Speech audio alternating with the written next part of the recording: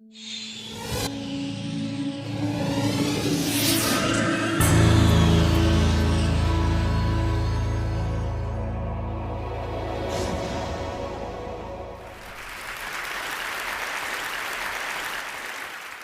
what kind of crazy dream would persuade you to think of trying to take on the auto industry and build an all-electric car?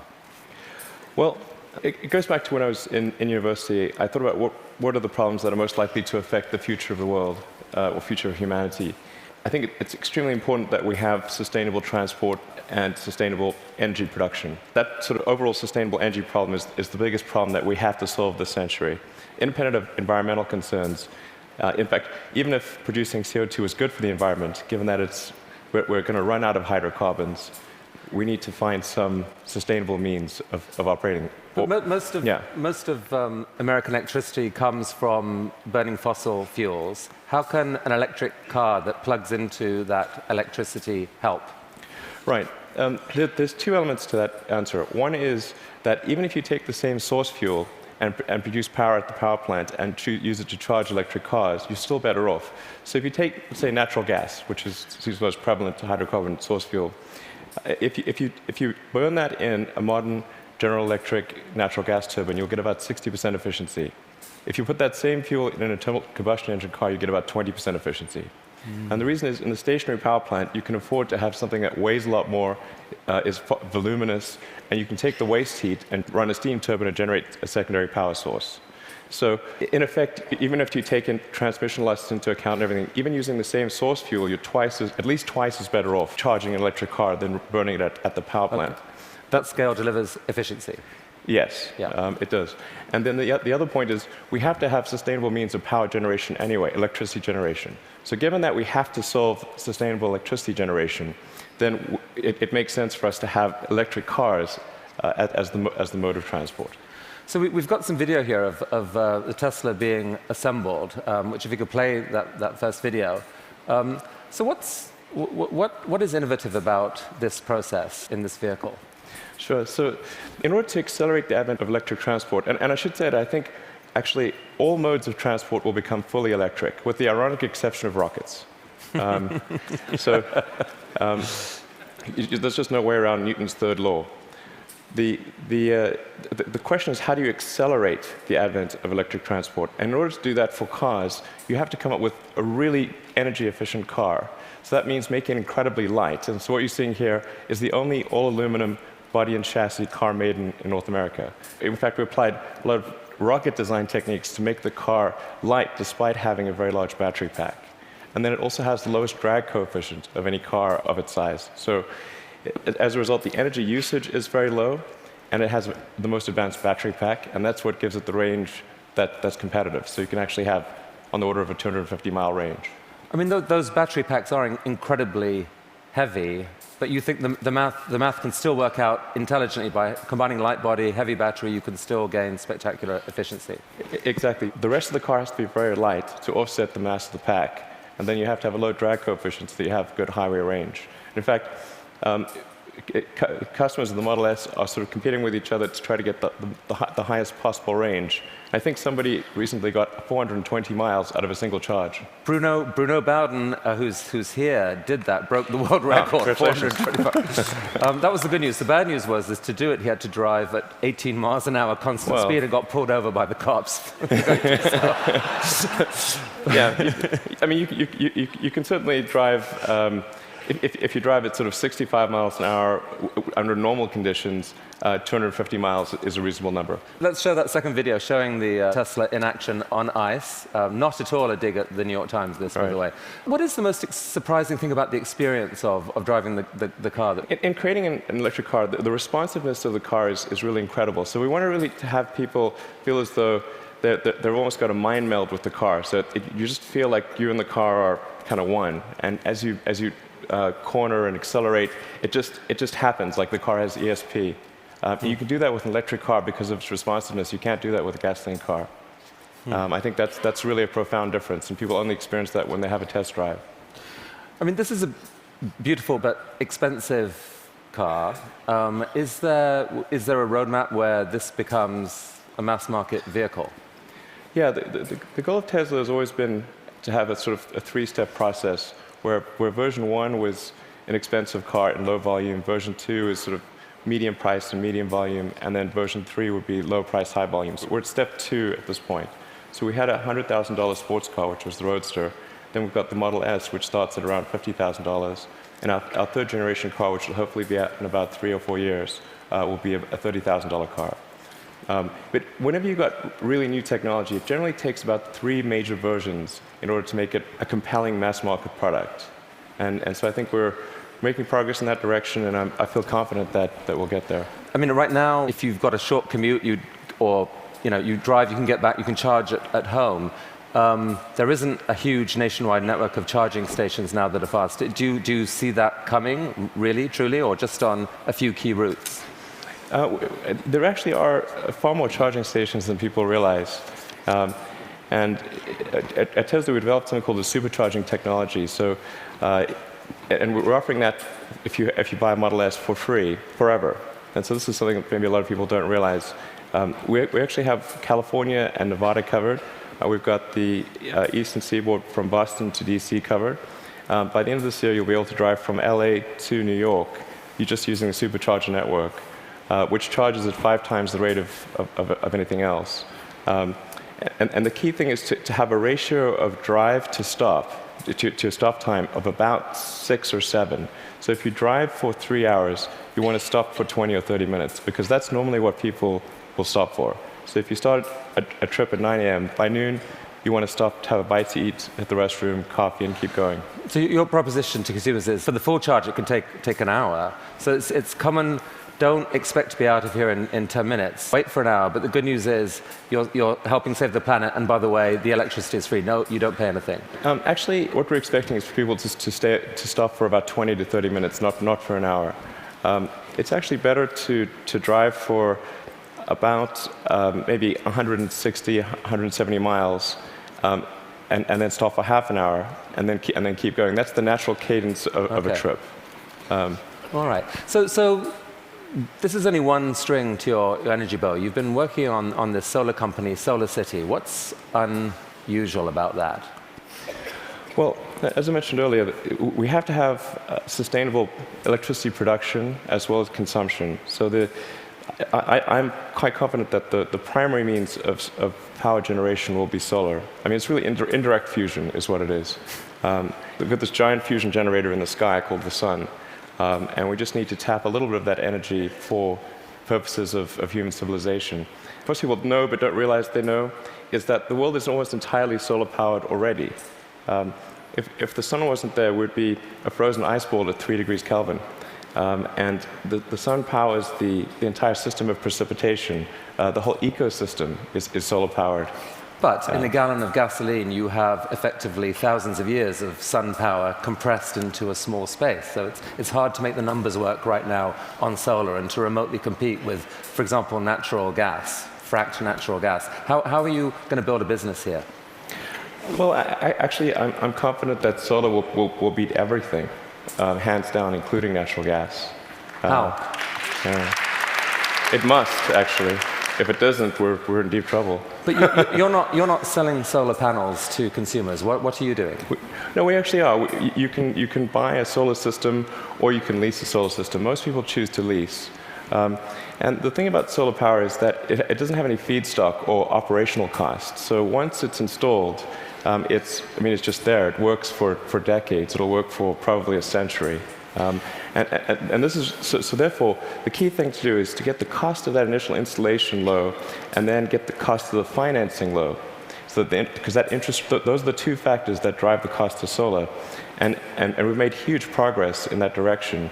And that's why I'm confident we'll actually beat natural gas. So your current proposition to consumers is, don't pay so much up front. Let us pay zero up front. We will install panels on your roof. Yes. You will then pay. How long is a typical lease? Typical leases are 20 years. But the value proposition is, as you're sort of alluding to, quite straightforward. It's no money down, and your utility bill decreases. So right. It's a pretty good deal. So that seems like a win for the consumer. No risk. You will pay less than you're paying now. And for you, the dream here then is that, I mean, who owns the electricity from those panels for the longer term? I mean, how do you, the company, benefit? Well, essentially, SolarCity raises a chunk of capital, and from say, a company or a bank. Google is one of our big partners here, and they have an expected return on that capital. With that capital, SolarCity purchases and installs the panel on the roof, and then charges the homeowner or business owner a monthly lease payment, which is less than the utility bill. But you yourself get a sort of long-term commercial benefit from that power. You're kind of building a new type of distributed utility. Exactly. What it amounts to is a giant distributed utility. And I think it's a good thing, because utilities have been this monopoly, and people haven't had any choice. So effectively, it's the first time there's been competition for this monopoly, because the utilities have been the only ones that own those power distribution lines, but now it's on your roof. So I think it's actually very empowering for homeowners and businesses. And you really picture a future where a majority of power in America, like within what, a decade or two, or within your lifetime, is solar? I'm extremely confident that solar will be at least a plurality of power, and most likely a majority. And I predict it will be a plurality in less than 20 years. I'd say I made that bet with someone. The definition of plurality is? More from solar than any other source. Who did you make the bet with? With a friend who will remain nameless. But, just between us. I made that bet, I think, 2 or 3 years ago. So in roughly 18 years, I think we'll see more power from solar than any other source. All right. So let's go back to another bet that you made with yourself, I guess. I mean, a kind of crazy bet. You'd made some money from the sale of PayPal. You decided to build a space company. Why on earth would someone do that? Got that question a lot. That's true. People would say, did you hear the joke about the guy who made a small fortune in the space industry, and he, obviously started with a large one is the punchline. And so I tell people, well, I was trying to figure out the fastest way to turn a large fortune into a small one. And they'd look at me like, oh, is he serious? And strangely, you were. What happened? It was a close call. I mean, things almost didn't work out. We came very close to failure, but we managed to get through that point in 2008. The goal of SpaceX is to try to advance rocket technology, and in particular to try to crack a problem that I think is vital for humanity to become a spacefaring civilization, which is to have a rapidly and fully reusable rocket. Would humanity become a spacefaring civilization? So that was a dream of yours in a way from a young age, or like you dreamed of Mars and beyond? I did build rockets when I was a kid, but I didn't think I'd be involved in this. It was really more from the standpoint of what are the things that need to happen in order for the future to be an exciting and inspiring one. And I really think there's a fundamental difference if you sort of look into the future between a humanity that is a spacefaring civilization that's out there exploring the stars on multiple planets. And I think that's really exciting. And compared with one where we are forever confined to Earth until some eventual extinction event. So you've somehow slashed the cost of building a rocket by 75%, depending on how you calculate it. How on earth have you done that? NASA has been doing this for years. How have you done this? Well, we've made significant advances in the technology of the airframe, the engines, the electronics, and the launch operation. I mean, there's a long list of innovations that we've come up with there. That are a little difficult to communicate in this talk, but because, not least because you could still get copied, right? I mean, you haven't patented this stuff. It's really interesting to me. You didn't patent because you think it's more dangerous to patent than not to patent. Since our primary competitors are national governments, the enforceability of patents is questionable.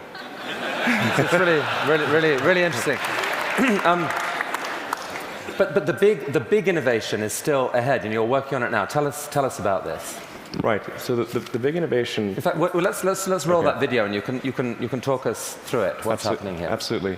So the thing about rockets is that they're all expendable. All rockets that fly today are fully expendable. The space shuttle was an attempt at a reusable rocket, but even the main tank of the space shuttle was thrown away every time. And the parts that were reusable took a 10,000-person group 9 months to refurbish for flight. So the space shuttle ended up costing $1 billion per flight. Obviously, that doesn't work very well for... So what just happened there? We just saw something land? That's right. So it's important that the rocket stages be able to come back, to be able to return to the launch site and be ready to launch again within a matter of hours. Wow. Yeah. Reusable rocket. Yes. So what a lot of people don't realize is the cost of the fuel, of the propellant, is very small. It's much like on a jet. So the cost of the propellant is about 0.3% of the cost of the rocket. So it's possible to achieve, let's say, roughly 100-fold improvement in the cost of spaceflight if you can effectively reuse the rocket. Wow. That's why it's so important. Every mode of transport that we use, whether it's planes, trains, automobiles, bikes, horses, is reusable, but not rockets. So we must solve this problem in order to become a spacefaring civilization. You asked me the question earlier of how popular traveling on cruises would be if you had to burn certain your ship. Cruises apparently are highly problematic. Definitely more expensive. So that's potentially absolutely disruptive right. technology, and I guess paves the way for your dream to actually take, at some point, to take humanity to Mars at scale.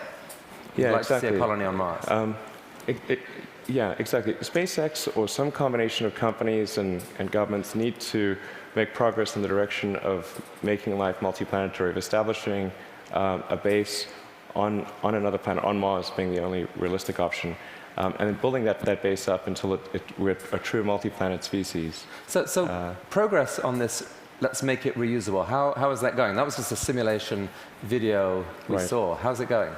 We've been making some good progress recently with something we call the Grasshopper test project, where we're testing the vertical landing portion of the flight, the sort of terminal portion, which is quite tricky. We've had some good tests. Can we see that? Yeah. So that's just to give a sense of scale. We dressed the cowboy as Johnny Cash and bolted the mannequin to the rocket. All right, let's see that video then, because this is actually amazing when you think about it. You've never seen this before: a rocket blasting off, and then. Yeah, so that rocket is about the size of a 12-story building.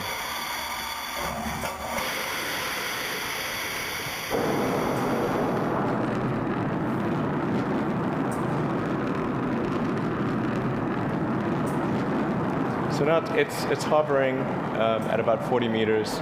And it's constantly adjusting the angle of the pitch and yaw of the main engine and maintaining roll with cold gas thrusters.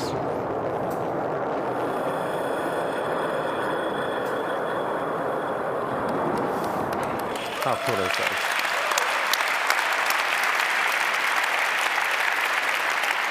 Elon, how have you done this? These projects are so... These PayPal, Solar City, Tesla, SpaceX, they're so spectacularly different. They're such ambitious projects at scale. How on earth has one person been able to innovate in this way? What is it about you? I don't know, actually. I don't have a good answer for you. I work a lot. I mean, and a lot. Well, I have a theory. A theory. All right. My theory is that you have an ability to think at a system level of design that pull together design, technology, and business. So if TED was TBD, design, technology, business, into one package, synthesize it in a way that very few people can, and this is the critical thing, feel so damn confident in that click-together package that you take crazy risks. You bet your fortune on it, and you seem to have done that multiple times. I mean, almost no one can do that. Can we have some of that secret sauce? Can we put it into our education system? Can someone learn from you? It is truly amazing what you've done. Oh, thanks. Thank you. Well, I do think there's a good framework for thinking is physics. You know, the sort of first principles reasoning. I mean, generally, I think there are. What I mean by that is boil things down to their fundamental truths and reason up from there, as opposed to reasoning by analogy. Through most of our life, we get through life by reasoning by analogy, which essentially means kind of copying what other people do with slight variations. And you have to do that, otherwise it's mentally, you wouldn't be able to get through the day. But when you want to do something new, you have to apply the physics approach. Physics is really sort of figured out how to discover new things that are counterintuitive, like quantum mechanics. It's really counterintuitive. So I think that's an important thing to do. And then also to really pay attention to negative feedback and solicit it, particularly from friends. This may sound like sort of simple advice, but it's hardly anyone does that, and it's incredibly helpful. Boys and girls watching, study physics. Learn from this man. Elon Musk, I wish we had all day, but thank you so much for coming to TED. Thank you. That was awesome. It was really, really cool. Look at that. Just think about it. That was fantastic. Thank you so much.